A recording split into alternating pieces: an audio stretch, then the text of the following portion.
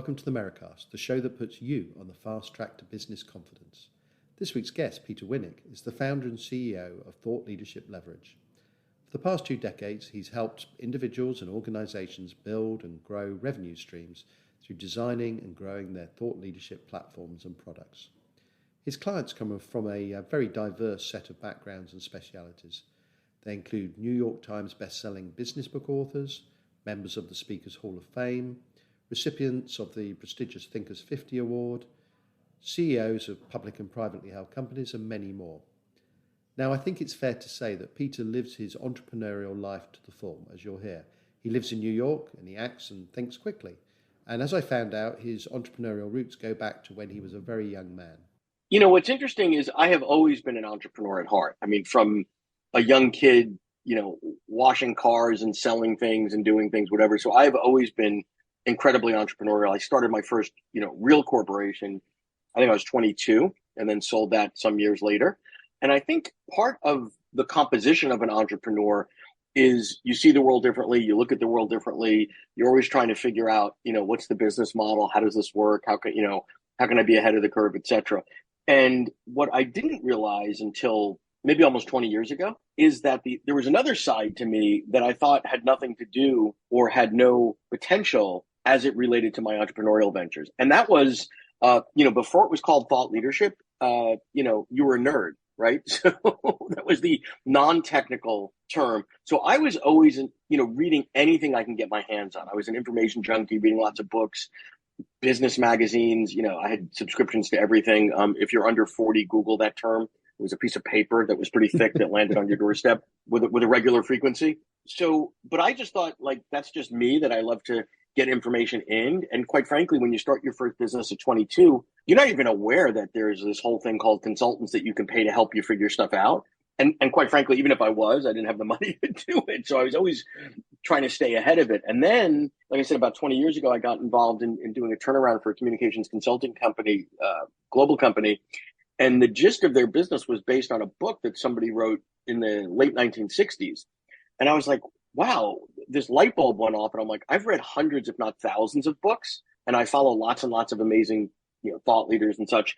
I never once stopped to ask myself, what's their business model, right? Mm-hmm. Like, what businesses are they in? How do they make a living? And quite frankly, who cared, right? Like, you buy your book, you spend the money on the book, you take a couple ideas from it, and you do something with it. And now, ironically, that's kind of all I do.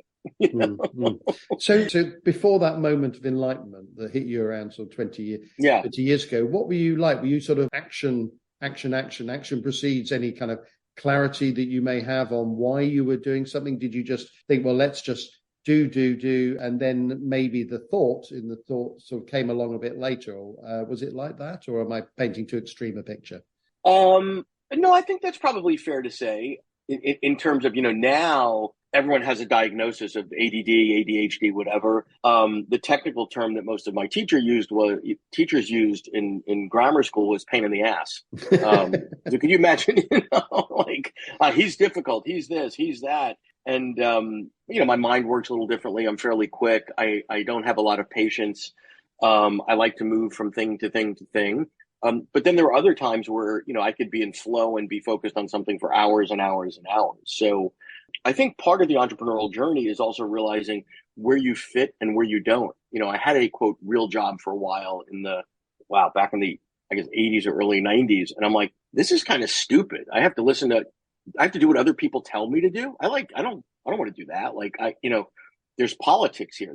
There's things that don't make sense here. There's all this other stuff, So my preference is to, at least there's an illusion of control when you're an entrepreneur. Oh, I don't have to answer anybody. No, you have to answer to everybody when you're an entrepreneur, right?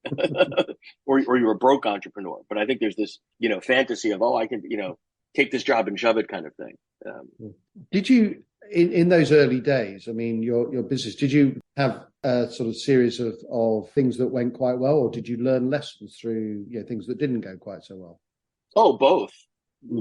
Absolutely both. So I started my first real business at 22, which is now the closest thing I would compare it to is Grubhub, multi-restaurant food delivery. But you got to realize in 1991, when I did that, the radical technology, this is pre-smartphone, pre-whatever, was, beepers and fax machines, right? This was the high technology.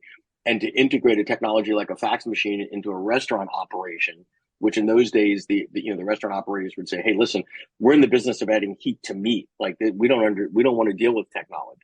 So built that up fairly nicely, had an exit, and thought I was on easy street in my early 30s, where this exit was, if you remember the late 90s, everything was supposed to go public. Remember the sock puppet and all that? Mm-hmm. So we got caught up in that, rolled up the business, sold the business, and then, I don't know, whatever it was, 14, 18 months later, it got wiped out. That's not fun. Yeah. That's not fun at all when you think you're set for life with a big exit. So, you have choices. You can either sit around and go, pour me and pour yourself another cocktail, or go, okay, what's next? And I think you have to have an okay, what's next mindset. And let's go back to the moment of enlightenment that you said you came across this communications consultancy, and you thought, blimey, there's this whole it's a whole different way of doing things. These things that I've been taking for granted, I've been devouring all this information, but suddenly there's a whole industry here. What happened next? Did anything happen next, or did it take a while for you to get involved in the whole thought leadership space?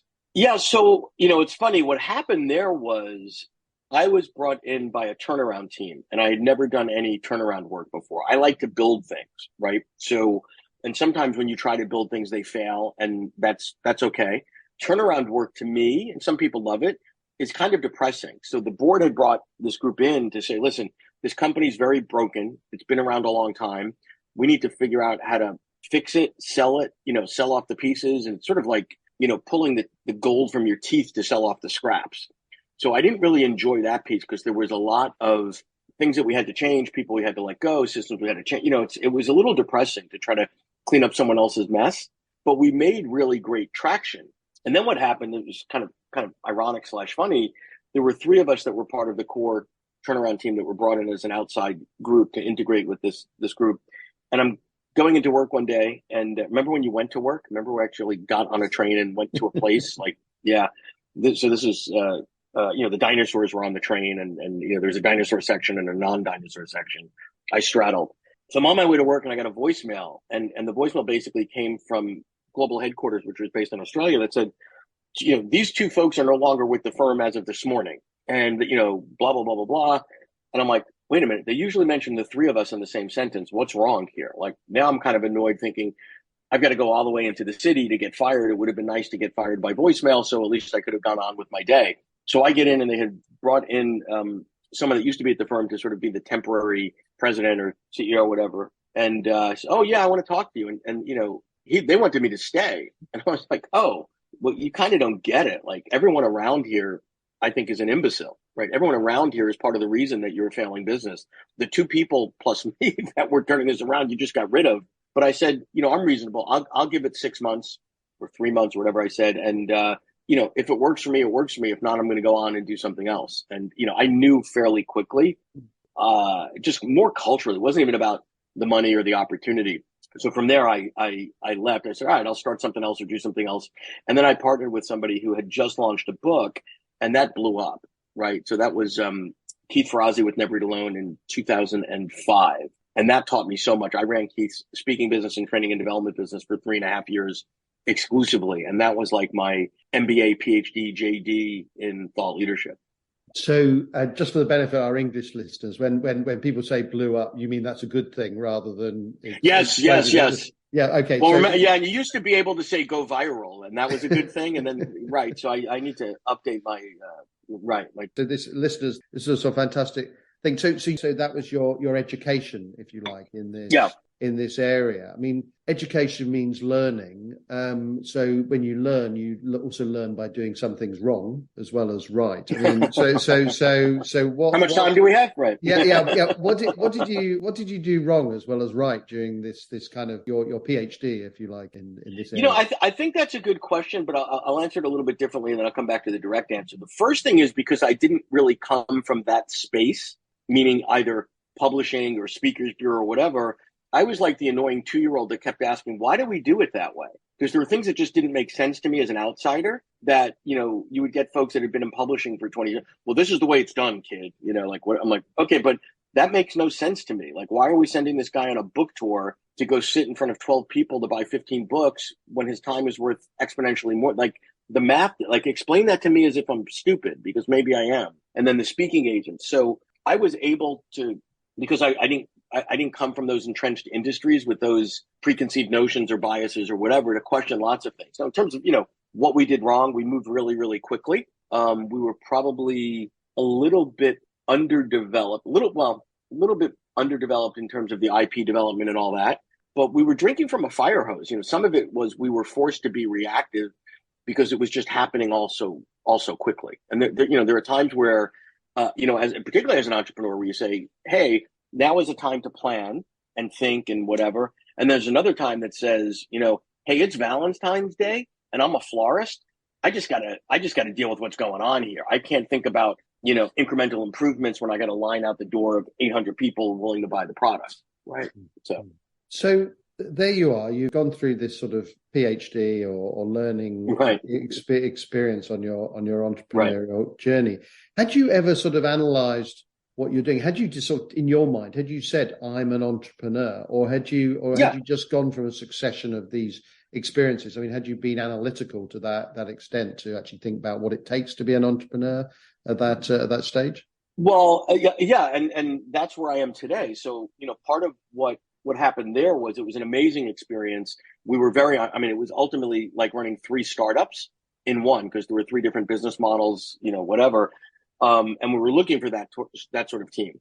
And then I realized, like, wait a minute, hold on a second. I was starting to get a little bit bored, which as an entrepreneur, that's dangerous. So, when it comes in, when it kicks in, like, okay. And started to also realize, like, wait a minute, all the stuff that we're doing here, there's a market bigger than, one person with one book that needs to be served. And you have to realize at this time, things were really changing quickly in publishing. Things were changing in the speakers business. And we were really, really good at it and ahead of the curve. So I'm like, you know what?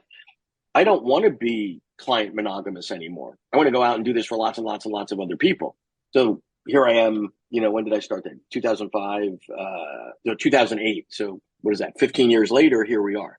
And have you had to take on more self-education, if you like, during that process? Because taking on many clients is a very different thing. You are juggling workloads, you are managing expectations about when something could be done, because that you've got a certain amount of resources. Yeah, I prefer that. Have you learned some more from doing it, from the consultancy side of things? Yeah, I mean, if I answered that no, I shouldn't be here, right? So 100%, because it is very different being an embedded resource in an entity, even if that's a fast-growing entrepreneurial entity, than serving the needs of dozens and dozens of clients simultaneously. I prefer the latter, because it's more interesting, right? To be exposed to lots and lots of different problems and different clients at different phases of the journey.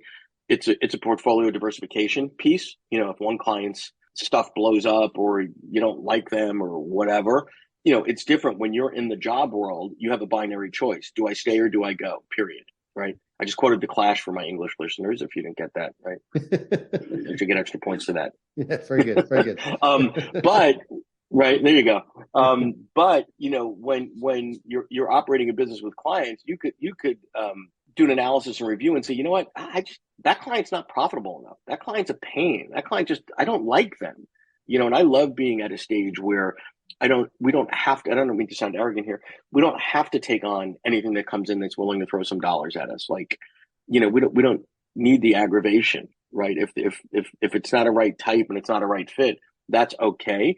And I think when you're younger and earlier on, or maybe in the very early stages of building something, you take on anything and everything. And I get, that to some degree that's a necessity.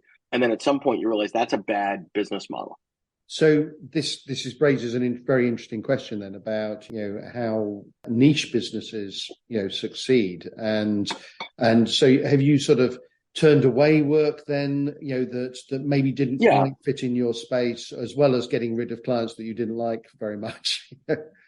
Yeah, so I think the reality is, particularly in professional services, if you're in consumer packaged goods selling beverages or toilet paper or something, you're not in a niche business, right? I think from a professional services perspective, everybody's in a niche business. And if you're not, then you're a commodity, and every engagement that you get, you're fighting on price, which is really not a fun place to be. You can only catch a premium if you're in deep and entrenched in a niche and develop that deep expertise in the niche. Like it took me a while to realize in this business that 99.99% of the world couldn't care less whether I woke up in the morning or what we do or how we do it. And that's actually awesome and really freeing, because we could put a lot of energy into finding that 0.0001 or whatever it is, right? And that's what we try to do to be effective from a marketing perspective and a client services perspective.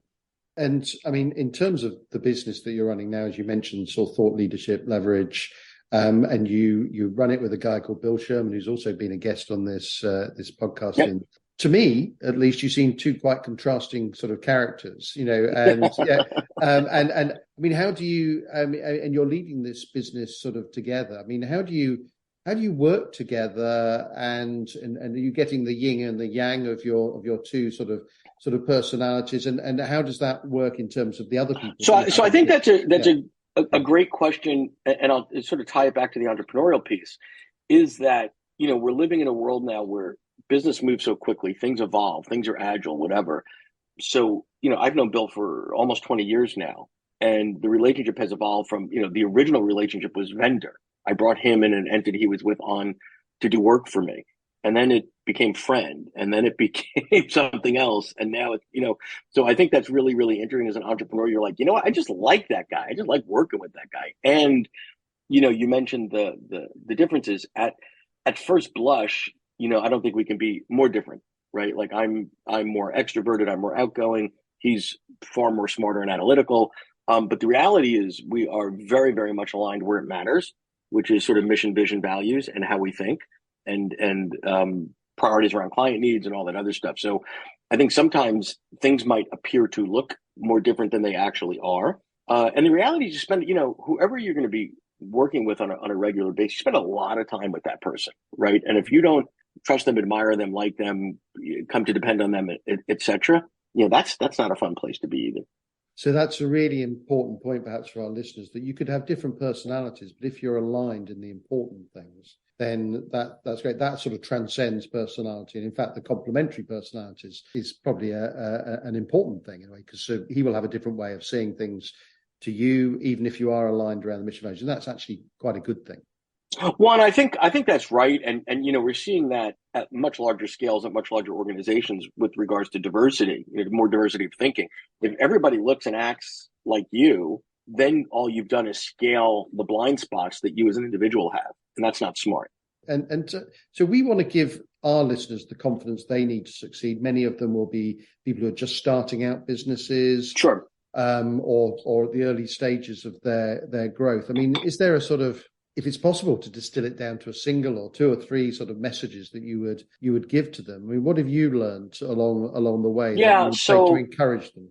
Yeah. So number one, I think there's never been a better time, an easier time, et cetera, to launch anything, right? Just in terms of the technology and the tools and the information management and the ability to market. I mean, you and I could sit here today, Trevor, and come up with an idea. We're going to sell, purple coffee cups. And by this afternoon, have a website up, do some SEO searching, maybe even sell product that doesn't exist, right? Like years ago, and I'm not talking that many years ago, 10 years ago, that was tens of thousands, if not hundreds of thousands of dollars. So I would say the first thing is what I've observed with people that are making the entrepreneurial journey is broadly speaking, there's one of two types. One are the types that, ready, aim, fire. When they say, I've been working on my website for 6 months. I laughed. You're not serious. That's a joke. Like, yeah, I know it's not perfect, but hit send or hit publish. That's an excuse. That's nonsense. And then the other is ready, fire, aim. Hey, came up with this idea, put up the website an hour later. Oh, and then 2 hours later, I realized there was a typo or this link didn't work. And I'm like, I'll bet on the second person because at least they have the courage to put it out there. And as long as you're not making, bet the house decisions, you got to get it out. You got to get it out and you got to try. And I think there's a time and place for planning, and then there's a time and place for doing. So what do? Do you sort of, you think about what you want to do, but you keep that as quick as possible and then you act, and then what, you refine? Is that what you mean? Or? Yeah. So, I mean, typically every year, Bill and I will launch one or two ideas as sort of a venture, right? And we say, okay, what are we doing? Well, we think this is something that we're going to try. What's the risk profile? Okay, I don't know. We'll be willing to invest this amount of dollars. If it fails, it'll hurt, but lowercase h. We're not betting the house. And if it works, we think this is the upside. This is the amount, and then we need to be honest. Like, okay, what are the costs are visible and invisible. Hey, we'll invest $50,000 in this thing and see if it works. The invisible cost, or what's the opportunity cost in terms of if a majority of my time and his time are spent thinking about that and not running the business, that's a big number, right? If the team is distracted, if the brand is diluted. So there are things that are, you have to, more so on the invisible costs than the visible. And, for my sake, you can always make more money. You can always replace that. It'll hurt, whatever. But if you do something that damages your brand, you're done. If you do something that's violates the trust that you have with clients, you can't make that back. Okay. So I'd like to look a little bit under the bonnet here, where you as an entrepreneur, are there things that you're perhaps not so good at, in terms of some people have things that they hate doing. For me, it's like the account side of things, which I always outsource, or there are certain other things that I don't do. But what is it that's your thing? So again, it took me a while to realize, here's a couple things I'm really good at. And I enjoy, because you might be good at certain things that you just don't enjoy. So I'm good at this. I enjoy this, and it's profitable, right? That's where I want to spend most of my time.